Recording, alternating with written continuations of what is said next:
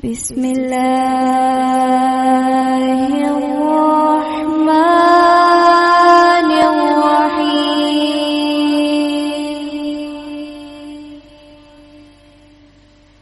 تبارک الذی بیدہ الملک وہو علی کل شیء قدیر۔ پیارے دوستو، السلام علیکم۔ کیسے ہیں آپ سب لوگ؟ امید کرتی ہوں کہ آپ سب لوگ خیریت سے ہوں گے۔ آج میں آپ کی خدمت میں حاضر ہوئی ہوں 17ویں رات کا قصہ لے کر۔ جب 17ویں رات ہوئی تو شہرزاد نے بادشاہ شہریار سے کہا کہ اے نیک بخت بادشاہ، میں آج آپ کو بڑی لڑکی کی کہانی سناؤں گی۔ جب وہ لڑکی امیر المومنین کے سامنے آئی تو کہا کہ میری داستان عجیب و غریب ہے اور یہ دونوں کالی کتیاں میری بہنیں ہیں۔ ہم تینوں سگی بہنیں ایک ماں باپ سے تھے، اور یہ دونوں لڑکیاں جن میں سے ایک کے بدن پر مار کا نشان ہے اور دوسری جو سامان لانے والی ہے دوسری ماں سے ہے۔ جب ہمارے باپ کا انتقال ہوا تو ہم سب نے میراث میں سے اپنا اپنا حصہ لے لیا۔ تھوڑے دنوں کے بعد میری ماں کا انتقال ہو گیا۔ اس نے 3000 دینار تڑکے میں چھوڑے اور ہر لڑکی کے حصے میں 1000 دینار آئے۔ میں ان سب سے عمر میں چھوٹی ہوں، اور میری بہنوں نے شادی کا سامان کر کے ایک ایک مرد سے شادی کر لی، اور دونوں نے اپنی اپنی بیویوں سے 1000 دینار لیے اور انہیں ساتھ لے کر روانہ ہو گئے اور مجھے اکیلا چھوڑ دیا۔ 5 سال تک وہ باہر رہے، اور اس اثناء میں شوہروں نے سارا مال گنوا دیا اور فقیر ہو گئے اور بیویوں کو پردیس میں چھوڑ کر چلتے ہوئے۔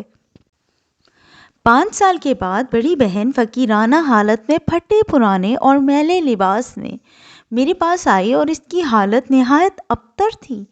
جب میں نے اسے دیکھا تو میں نے اس کی طرف کچھ خیال نہ کیا اور اس کو پہچانا نہیں، لیکن جب میں نے اسے پہچانا تو کہا کہ یہ تیری کیا حالت ہے؟ اس نے جواب دیا کہ بہن، باتیں بنانے سے اب کچھ فائدہ نہیں۔ جو کچھ خدا کا حکم تھا وہ تقدیر میں لکھا ہوا تھا۔ میں نے اسے حمام بھیجا اور پہننے کو کپڑے دیے، اور اس سے کہا کہ بہن تو ماں اور باپ کے بجائے ہے، اور جو ترکہ مجھے تمہارے ساتھ ملا تھا اس میں خدا نے برکت دی، اور میں اس کی وجہ سے عیش و عشرت میں ہوں، اور میری حالت بہت اچھی ہے، اور ہم تم ایک ہیں۔ میں نے اس کے ساتھ بہت بھلائی کا سلوک کیا اور وہ میرے ساتھ پورے 1 سال تک رہی، لیکن ہمارا دل دوسری بہن میں لگا ہوا تھا۔ اور کچھ دن گزرنے کے بعد وہ بھی بڑی بہن سے زیادہ میلے کپڑوں میں آئی۔ میں نے پہلی بہن سے بھی بڑھ کر اس کے ساتھ اچھا سلوک کیا اور دونوں کو اپنے مال میں ساجھیدار بنا لیا۔ کچھ مدت کے بعد انہوں نے کہا کہ بہن، ہم شادی کرنا چاہتی ہیں، کیونکہ بغیر شوہر کے بیٹھا رہنا ہم سے نہیں ہو سکتا۔ میں نے کہا کہ اے میری آنکھ کی پتلیوں، شادی کرنے میں اب کوئی فائدہ نہیں، کیونکہ آج کل اچھا مرد بالکل ناپید ہے۔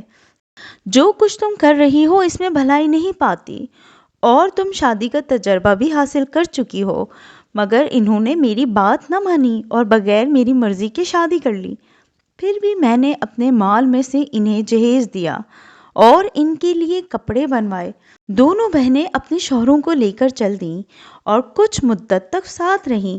شوہروں نے دھوکہ دے کر جو کچھ ان کے پاس تھا لے لیا اور وہاں سے ان کو چھوڑ کر چلتے ہوئے۔ اب وہ پھر مصیبت زدہ ہو کر میرے پاس آئیں اور معافی مانگی اور کہنے لگیں کہ ہم پر ناراض مت ہو، کیونکہ تم ہم سے عمر میں چھوٹی اور عقل میں بڑی ہے۔ ہم اب ہرگز شادی کا ذکر نہ کریں گے۔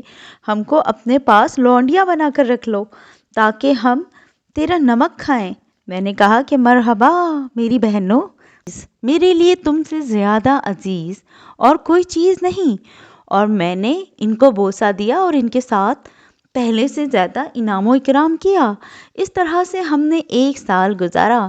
اس کے بعد میرا ارادہ ہوا کہ ایک کشتی پر تجارتی مال لے کر بصرے جاؤں، اور میں نے ایک کشتی تیار کی جو بہت بڑی تھی، اور تجارتی مال و متاع اور دوسری ضروریات کی چیزیں اس میں رکھ کر، اور اپنی بہنوں سے کہا کہ تمہارا جی چاہے تو یہیں گھر پر ٹھہرو، یہاں تک کہ میں سفر سے واپس آ جاؤں، اور جی چاہے تو ہمارے ساتھ چلو۔ انہوں نے کہا کہ ہم تیرے ساتھ چلیں گے، کیونکہ ہمیں تیری جدائی کی طاقت نہیں۔ میں نے ان کو اپنے ساتھ لے لیا اور اپنی پونجی کے 2 حصے کیے، ایک کو ساتھ رکھا اور دوسرے کو امانت رکھ گئی، کیونکہ میں نے اپنے دل میں کہا کہ اکثر ہوتا ہے کہ کشتی پر کوئی مصیبت آ جاتی ہے مگر زندگی میں کچھ مدت باقی رہتی ہے۔ اگر ہم ایسی حالت میں لوٹے تو کچھ پسماندہ ہمارے پاس ہوگا جس سے ہم فائدہ اٹھا سکیں گے۔ کئی دن رات چلنے کے بعد کشتی غلط راستے پر پڑ گئی اور ناخدا راہ بھول گیا، اور کشتی اس سمندر سے دور ہو کر جس میں ہم جانا چاہتے تھے دوسرے سمندر میں داخل ہو گئی، اور ہمیں ایک مدت تک اس کا پتہ نہ چلا۔ اس کے بعد 10 دن تک موافق ہوا چلتی رہی، اور دیدبان نے اوپر چڑھ کر ادھر ادھر نظر دوڑائی اور کہنے لگا کہ خوشخبری ہو۔ اس کے بعد وہ خوش اترا اور کہنے لگا کہ میں نے شہر کی طرح ایک چیز دیکھی ہے جو کبوتر کے برابر ہے۔ یہ سن کر ہمیں بڑی خوشی ہوئی، اور ابھی ایک پہر دن نہ گزرا تھا کہ دور سے ایک شہر چمکتا ہوا نظر آیا۔ ہم نے ناخدا سے پوچھا کہ اس شہر کا کیا نام ہے جس کی طرف ہم جا رہے ہیں؟ اس نے جواب دیا کہ خدا کی قسم مجھے معلوم نہیں، میں نے اس کو پہلے کبھی نہیں دیکھا اور نہ کبھی میرا اس سمندر میں گزر ہوا ہے، لیکن خدا کی طرف سے سلامتی کا حکم آیا ہے۔ اب سوائے اس کے اور کوئی چارہ نہیں کہ تم لوگ اس شہر میں جاؤ اور دیکھو کہ اپنا مال بیچ سکتے ہو کہ نہیں۔ اگر بیچ سکتے ہو تو بیچو، اور اگر تمہارے لیے بکری کا کوئی امکان نہ ہو تو ہم 2 دن یہاں ٹھہر کر اور راہ کی ضروریات لے کر چل پڑیں گے۔ اب ہم خشکی پر اترے اور ناخدا شہر میں گیا، اور تھوڑی دیر بعد ہمارے پاس آیا اور کہنے لگا کہ اٹھو اور شہر میں جاؤ، خدا نے جو مخلوق پیدا کی ہے اس کو تعجب کی نظر سے دیکھو اور اس کی ناراضگی سے پناہ مانگو۔ ہم شہر کی طرف چڑھے، اور جب میں دروازے پر پہنچی تو میں نے بہت سے آدمی دیکھے جو ہاتھوں میں چھڑیاں لیے دروازے پہ کھڑے تھے۔ جب میں ان کے پاس پہنچی تو معلوم ہوا کہ ان پر خدا کا قہر نازل ہوا ہے اور وہ پتھر ہو کر رہ گئے ہیں۔ اب ہم شہر کے اندر داخل ہوئے تو کیا دیکھتے ہیں کہ سبھی کے سبھی خدا کے قہر میں مبتلا ہو کر کالے پتھر کے ہو گئے۔ نہ کوئی باشندہ وہاں باقی ہے، نہ کوئی آگ دہکانے والا۔ اس سے ہمارے اوپر دہشت طاری ہوئی۔ تاہم ہم بازاروں میں داخل ہوئے اور دیکھا کہ سودے کا مال سارا رکھا ہوا ہے، حتیٰ کہ سونا اور چاندی بھی پہلے کی طرح رکھا ہوا ہے۔ ہم خوش ہوئے اور کہنے لگے کہ ہو نہ ہو اس میں کوئی بھید ہے، اسی لیے شہر کے راستوں میں منتشر ہو گئے، اور ہر شخص اپنے ساتھی سے جدا ہو کر سامان اور مال اور کپڑے جمع کرنے لگا۔ اب میرا ماجرا سنیے۔ میں قلعے کو گئی اور دیکھا کہ وہ مضبوط بنا ہوا ہے، اور میں بادشاہ کے محل میں داخل ہو گئی۔ وہاں پر میں نے دیکھا کہ سارے برتن سونے چاندی کے ہیں، اور ساتھ ساتھ میری نظر بادشاہ پر پڑی اور دیکھا کہ وہ بیٹھا ہوا ہے، اور اس کے پاس اس کے ملازم اور صوبیدار اور وزیر ہیں، اور اس کا لباس اس قسم کا ہے کہ عقل کو حیرت ہوتی ہے۔ جب میں بادشاہ کے پاس پہنچی تو دیکھا کہ وہ ایک کرسی پر بیٹھا ہوا ہے جس میں موتی اور جواہرات جڑے ہوئے ہیں، اور اس کی پوشاک سونے کی ہے، اور اس کی جواہرات ستاروں کی طرح چمک رہے ہیں، اور اس کے ارد گرد 50 گورے غلام کھڑے ہیں جن کے لباس طرح طرح کے ریشم کے ہیں اور جن کے ہاتھ میں بھرینہ شمشیریں ہیں۔ جب میں نے یہ دیکھا تو میری عقل تو دنگ ہی رہ گئی۔ اب میں آگے بڑھی اور حرم سرا میں داخل ہوئی تو دیکھا کہ اس کی دیواروں پر ریشمی پردے پڑے ہوئے ہیں جن میں سنہرے بیل بوٹے بنے ہوئے ہیں۔ میں نے دیکھا کہ ملکہ وہاں سو رہی ہے، اور اس کی پوشاک میں تازے موتی جڑے ہوئے ہیں، اور اس کے سر پر ایک تاج ہے جس میں طرح طرح کے نگینے جڑے ہوئے ہیں، اور وہ گلے میں ہار اور لڑیاں پہنے ہوئے ہے، اور اس کے لباس اور زیور میں ذرا بھی فرق نہیں آیا، لیکن وہ بھی خدا کے قہر کی ماری کالا پتھر ہو کر رہ گئی ہے۔ وہاں میں نے ایک کھلا ہوا دروازہ دیکھا اور اس پر چڑھ گئی۔ جب وہ ایک 7 منزلہ مکان تھا اور بالکل مرمر کا بنا ہوا تھا اور اس میں سنہرا فرش بچھا ہوا تھا۔ وہاں میں نے ایک تخت دیکھا جو صنوبر کی لکڑی کا تھا اور جس میں موتی اور جواہرات اور زمرد کے 2 انار جڑے ہوئے تھے، اور اس کے اوپر ایک چھجا تھا جس کے پردے پر موتی پروئے ہوئے تھے۔ میں نے دیکھا کہ اس چھجے کے دروازے سے روشنی آ رہی ہے اور میں اس کے اوپر چڑھ گئی تو کیا دیکھتی ہوں کہ چھجے کے صدر میں ایک چھوٹی سی کرسی اور اوپر بطخ کے انڈے کے برابر ایک ہیرا رکھا ہوا ہے جو شمع کی طرح روشن ہے اور جس کی روشنی چاروں طرف پھیلی ہوئی ہے، اور تخت کے اوپر طرح طرح کے ریشم بچھے ہوئے ہیں جن کو دیکھ کر انسان دنگ رہ جاتا ہے۔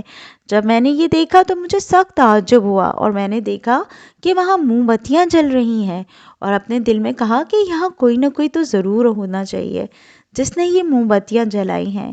یہ سوچ کے میں آگے بڑھی اور ایک دوسرے کمرے میں داخل ہوئی اور وہاں تفتیش کرنے اور ادھر ادھر چکر لگانے لگی، اور حیرانی کی وجہ سے اپنے آپ کو بھول گئی اور سوچ میں پڑ گئی۔ یہاں رات ہو گئی۔ اب میں نے نکلنے کا ارادہ کیا تو باہر جانے کا کوئی راستہ نہ ملا اور میں راہ بھول گئی، لہٰذا میں چھجے میں واپس آئی جہاں ایک موم بتی جل رہی تھی، اور تخت پر بیٹھ کر لحاف اوڑھ لیا اور قرآن کی بعض آیتیں پڑھنے لگی۔ میں نے چاہا کہ سو جاؤں لیکن نیند نہ آئی کیونکہ میں بے چین تھی۔ جب آدھی رات ہوئی تو میں نے کسی شخص کو نہایت پیار مگر دھیمی آواز سے قرآن پڑھتے سنا۔ میں خوش ہو کر آواز کی طرف چلی اور ایک کوٹری کے پاس پہنچی جس کا دروازہ بند تھا۔ جب میں نے دروازہ کھولا تو دیکھا کہ وہ مسجد ہے اور اس میں ایک محراب ہے اور بہت سی قندیلیں لٹکی ہوئی ہیں اور 2 موم بتیاں جل رہی ہیں، اور وہاں ایک مصلی بچھا ہوا ہے اور اس پر ایک حسین جوان بیٹھا ہوا ہے اور اس کے سامنے رحل پر ایک قرآن رکھا ہوا ہے اور وہ اس کو پڑھ رہا ہے۔ میں حیران ہو گئی کہ تمام شہر والوں میں سے یہ اکیلا کس طرح بچ گیا۔ میں اندر گئی اور اس کو سلام کیا۔ اس نے نظر اٹھائی اور سلام کا جواب دیا۔ میں نے کہا کہ میں تجھے اس خدا کی کتاب کی قسم دے کر جس کو تو پڑھ رہا ہے کہتی ہوں کہ تو میرے سوال کا جواب دے۔ جوان میری طرف نظر اٹھائے ہوئے تھا اور مسکرا رہا تھا، اور اس نے کہا کہ اے لڑکی، تو اپنے اس مکان میں داخل ہونے کا سبب مجھے بتا اور میں تجھے اپنے اور اس شہر والوں کے ماجرے سے مطلع کروں گا۔ میں نے اپنا قصہ بیان کیا تو اس سے بہت تعجب ہوا۔ پھر میں نے اس سے کہا کہ اب اس شہر کا حال بتا۔ اس نے کہا کہ اے بہن ذرا ٹھہر جا۔ یہ کہہ کر اس نے قرآن کو بند کیا اور اسے ایک اطلس کے جزدان میں بند کر کے اوپر رکھ دیا اور مجھے اپنے پاس بٹھایا۔ میں نے دیکھا کہ وہ مثل 14ویں رات کے چاند کے ہے، جس کی اعضاء خوبصورت، جسم ملائم اور چہرہ حسین ہے، گویا وہ اچھے قوام والی مصری کی ڈلی ہے، اور خدا نے اسے انتہائی خوبصورتی کا جامہ پہنایا ہے اور اس کو پیار اور دلکش بنانے کے لیے اس میں اس کے رخسار کی گوٹ لگائی ہے۔ میں نے اسے ایک نظر دیکھا ہی تھا کہ ہزاروں ارمان دل میں جاگ اٹھے اور میرا دل اس کی محبت میں گرفتار ہو گیا۔ میں نے کہا کہ اے آقا، میرے سوال کا جواب دے۔ اس نے کہا کہ برسر و چشم، اے خدا کی لونڈی، تجھے معلوم ہو کہ یہ شہر میرے باپ کا شہر ہے اور میرا باپ وہی ہے جس کو تو نے کرسی پر بیٹھے دیکھا ہے اور جو خدا کے قہر سے کالا پتھر بن گیا ہے، اور وہ ملکہ جس کو تو نے چھجے میں دیکھا ہے وہ میری ماں ہے۔ یہاں کے سب لوگ آتش پرست تھے جو زبردست خدا کو چھوڑ کر آگ کی پرستش کرتے تھے اور آگ کی روشنی اور سائے اور دھوپ اور گھومنے والے آسمان کی قسم کھاتے تھے۔ میرے باپ کی کوئی اولاد نہ تھی اور میں اس کی آخری عمر میں پیدا ہوا۔ اس نے میری تربیت کی اور میں بڑا ہوا۔ میری خوش قسمتی سے ہمارے یہاں ایک بڑھیا تھی جو بہت بوڑھی ہو چکی تھی۔ وہ مسلمان تھی اور دل میں خدا اور اس کے رسول پر ایمان رکھتی تھی اور ظاہراً میرے خاندان کے دین پر چلتی تھی۔ اس کی پرہیزگاری اور عفت کی وجہ سے میرے باپ کو اس پر بڑا بھروسہ تھا اور وہ آگے دن اس کی زیادہ عزت کیا کرتا تھا اور اسے یقین تھا کہ وہ اس کے دین و مذہب پر ہے۔ جب میں بڑا ہوا تو میرے باپ نے مجھے اس کے سپرد کیا اور کہا کہ اسے لے جاؤ اور اس کی تربیت کرو اور ہمارا دین سکھاؤ اور تربیت میں کوتاہی نہ کرنا اور اس کی دیکھ بھال کرنا۔ بڑھیا نے مجھے لے جا کر اسلام کی تعلیم دی، مثلاً وضو اور نماز کے فرائض، اور مجھے قرآن حفظ کرایا اور کہا کہ سوائے خدا کی کسی کی پوجا مت کر۔ جب یہ سب کچھ ہو چکا تو اس نے مجھ سے کہا کہ بیٹا اب اس بات کو اپنے باپ سے چھپائی ہو اور اس کو خبر نہ دینا، کہیں ایسا نہ ہو کہ وہ مجھے قتل کر ڈالے۔ میں نے یہ باتیں اپنے باپ سے پوشیدہ رکھیں۔ تھوڑے دنوں کے بعد بڑھیا فوت ہو گئی اور شہر والوں کا کفر اور بے دینی اور گمراہی بڑھتی گئی۔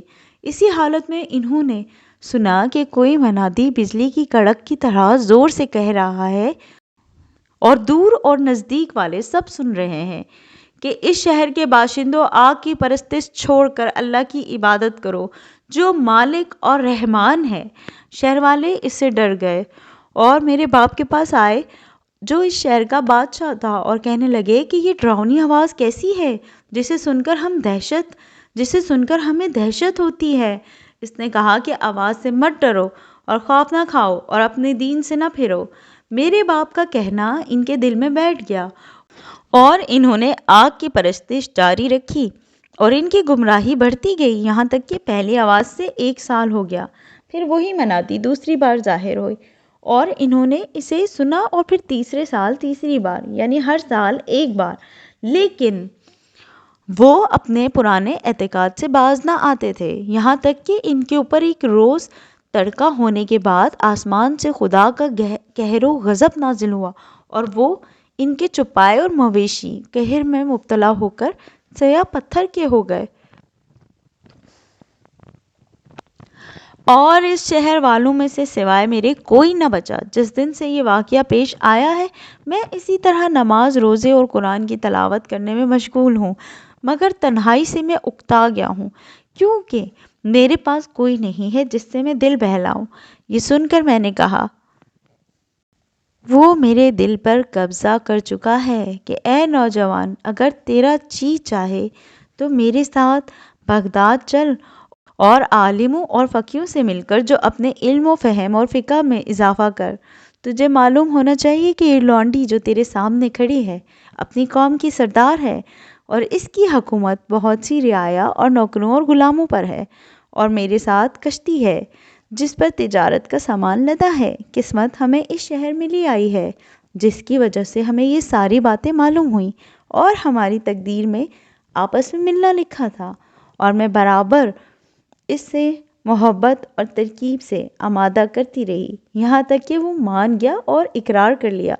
اب شہرزاد کو صبح ہوتی دکھائی دی اور اس نے وہ کہانی بند کر دی جس کی اسے اجازت ملی تھی۔